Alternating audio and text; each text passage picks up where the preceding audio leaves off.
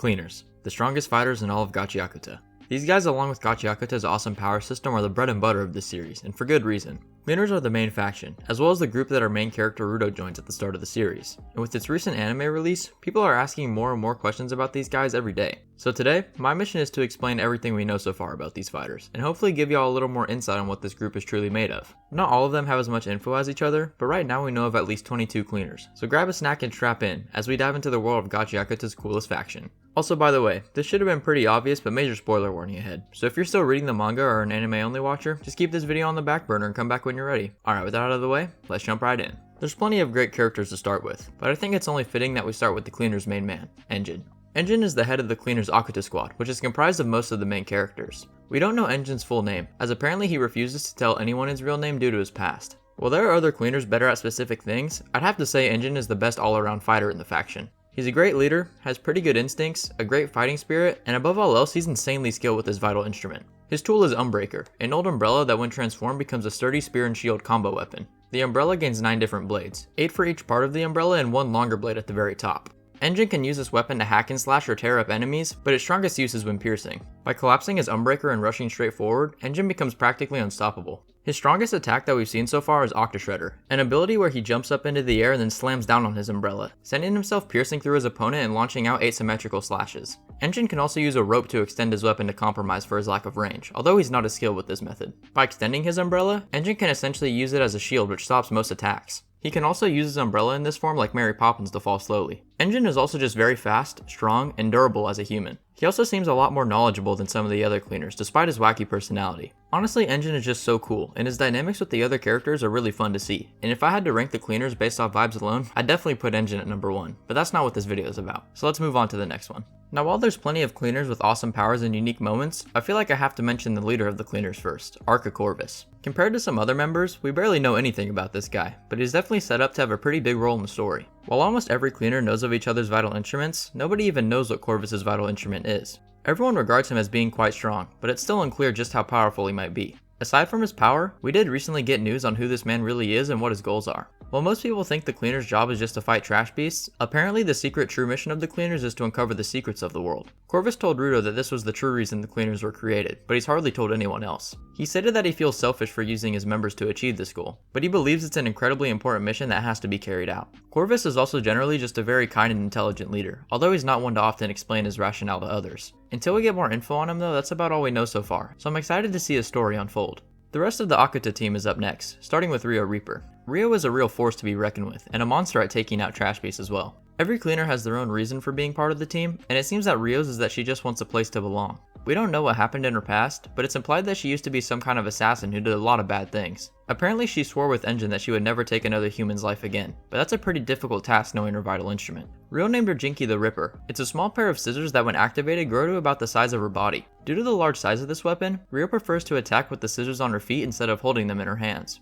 In theory, this would make the scissors very hard to control, but with Riyo's technique, she has full mastery over the Ripper, which lets her do some pretty insane things. Legs are stronger than arms after all, so this technique already significantly increases her output. She can slice and dice massive trash beasts thanks to her speed and agility plus the large nature of the scissors. There's also an even stronger move that she often uses, where she slices once and then clamps down on the scissors to cut, making it so one attack essentially does double damage. Also, Riyo has a gun. Anyways, all that combines to make Riyo a very fierce fighter, but as for her as a person, that's still yet to be revealed. We've seen Riyo be very nice and friendly at times, but she can also flip on a dime and get very serious and angry, so we're just gonna have to wait for more of her backstory to better understand that side of her. Alright, moving on, next up is another key character of the Akuta squad, Zanka. Just taking a look at some of the other videos I've made, some people aren't huge fans of Zanka because he rarely wins his fights, but regardless I still think he's pretty cool. Zanka is the self-proclaimed normal guy just trying to surpass all the talented geniuses of the world. He doesn't have any fancy abilities like some of the other cleaners in this video, but he is quite skilled with his weapon. Zanka comes from the Hellguard, which is essentially the police of Gachiakuta, but he ended up leaving to join the cleaners. During his Hellguard training though, he was surpassed by a girl who was much more talented than himself, and he vowed that he would do whatever it takes to get as strong as he can without any natural talent. This led him to pick a random stick to train with instead of a cool sword or something much more useful. Over time he cared for the stick and eventually drew out its power as a vital instrument, turning it into a long pole with a crest-shaped blade at the front. Zanka is extremely good at using the stick, as Enjin instructed him to teach Riyo basic combat due to his proficiency with his weapon. He may not be the strongest of cleaners, but he's definitely one of the most skilled at using his vital instrument. There's not much to say about his combat though. He's strong, fast, and has excellent technique. but he doesn't really have any special moves like the previously mentioned members. He also lost a fight between him and Jabber twice, so he definitely gets some flack for that, but honestly I still think he's stronger than most people believe. Eishia Stilza is also a member of the Akuta team, yet her role isn't actually fighting whatsoever. It seems like there's other cleaners that help with medical treatments too, but Eishia is the only one that seems to specialize in it. Eishia is very shy, but also an extremely important member of the cleaners. Her vital instrument is a power cord that connects to her hat. It doesn't transform, but rather when plugged in it gives Eishia the power to turn electricity into life energy.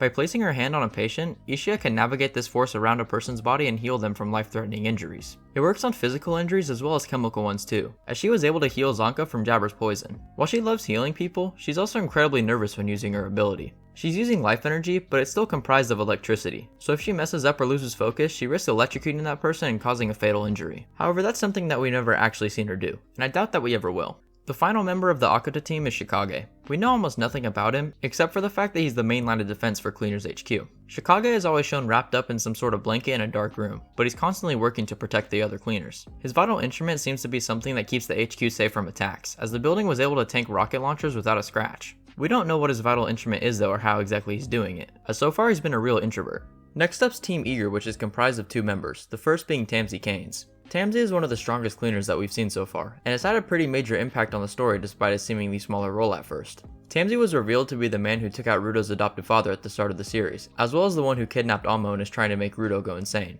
Tamsy also has some kind of way to travel between the sphere and the ground, although how he does it is still a complete mystery. He also now has Regto's Watchman book, which lets him alter the minds of others and stay undetected as a villain. Onto his main powers though, Tamsy is also a giver with the vital instrument Tokushin. Tokushin is a spool of thread that when activated becomes a large staff carrying a massive amount of rope. The staff itself actually has tons of uses and is very hard to fight against. While its raw power isn't its specialty, by unraveling quickly the rope can shoot out and knock opponents back pretty hard. Where this weapon shines though is its crowd control, as he can spread the rope out across a room like a spiderweb and trap people inside of it. He can also pull all the rope back at once, trapping people once again inside a large bundle of rope. He can also create giant figures out of rope even from long distances, as long as they stay connected to him. Knowing Tamsy, he probably has even more tricks up his sleeve, but we'll just have to wait and see what he has in store as the manga progresses. The second member of this team is Delmon Gates. Delmon is an insanely massive dude, with the creator of Gachiakuta stating that he gets a little bit bigger each time that she draws him. While Delmon is very loud and might look intimidating, he's actually an incredibly kind and compassionate person. His vital instrument is a water hose because he really wanted to make flowers grow for his wife.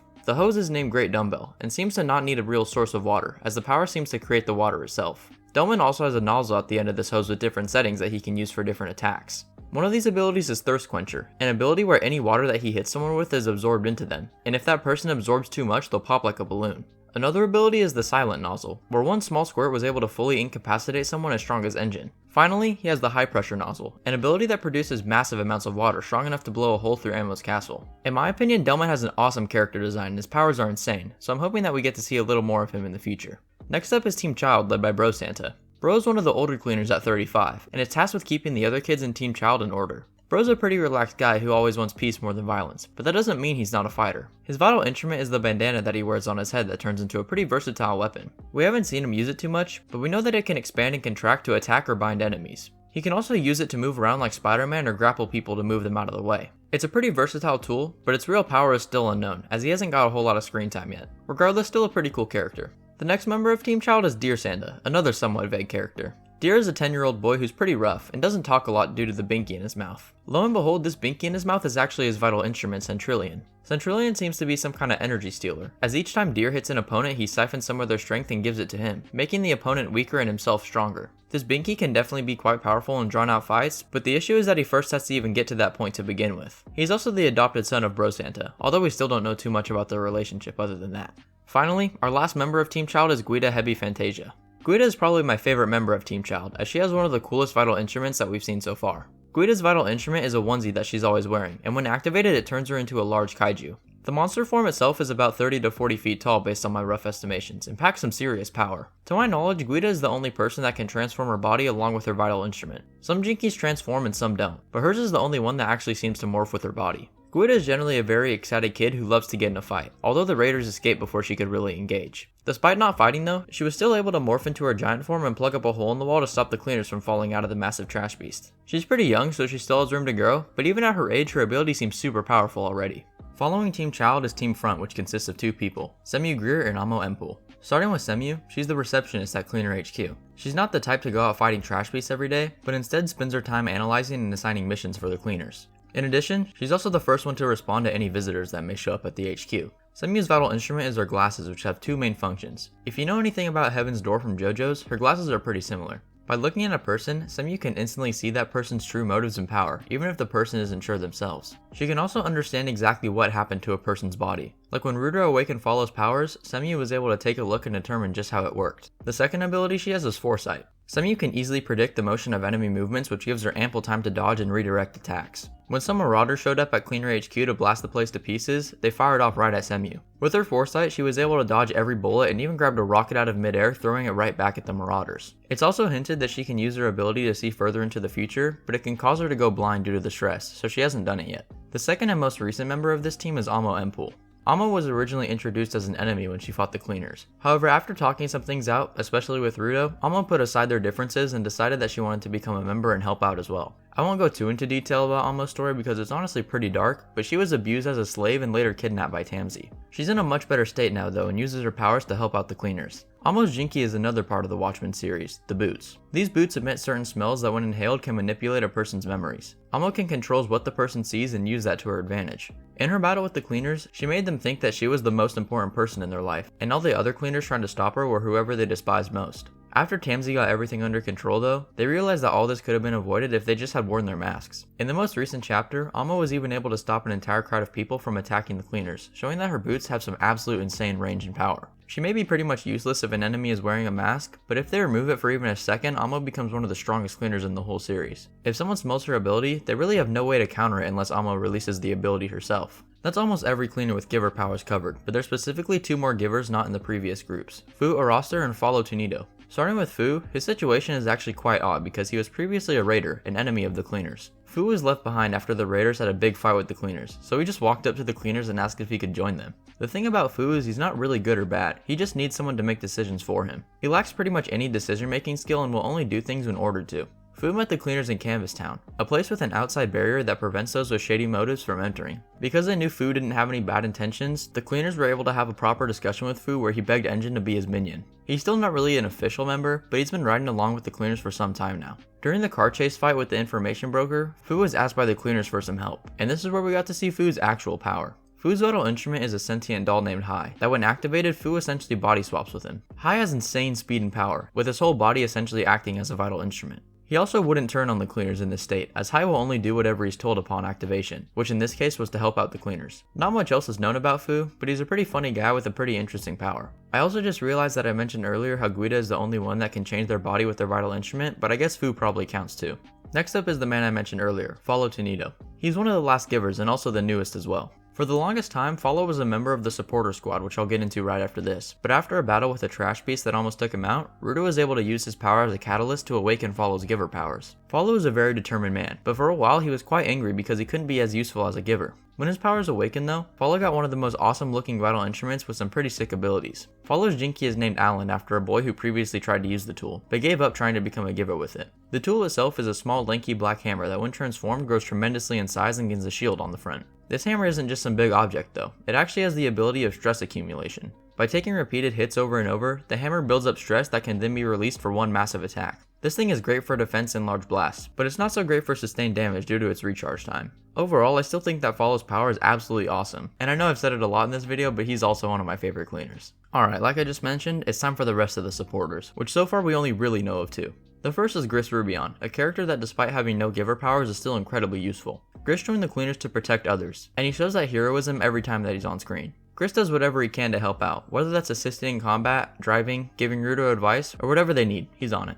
While he may not have powers, he's still an absolute unit. His grip strength is off the charts as well as his punching power. You can't take out trash beasts without a vital instrument, but Gris can still crush monsters and then throw them over to other givers to finish them off. He had an object that he cared for too, but he just wasn't able to draw out its power for some reason. Maybe he can become one later in the story, but regardless he's still happy even without powers. The other supporter is Tomme Mia. She's not nearly as powerful as someone like Gris, but she still serves the important role of documentation and first aid. During every fight, Tomme is jotting down notes to learn more about the trash beasts and their nature, so the cleaners have more information to work with. While she can't heal like Eishia, Tomme is still knowledgeable on mitigating damage and doing quick heals. Not the most important character, but she still has her uses. There's also a few cleaners left with no specific affiliation we know of, the first being August Stilza. August is the brother of Eishia, another non-combatant. He's also the designer and makes all the clothes and masks for the cleaners. Without him, the cleaners wouldn't be nearly as dripped out, and they wouldn't have their masks to protect them from the danger zones. It doesn't seem like August has a vital instrument, but if he does have one, it hasn't been revealed yet. He's very over the top and energetic, but other than that, he doesn't serve a huge role in the story yet.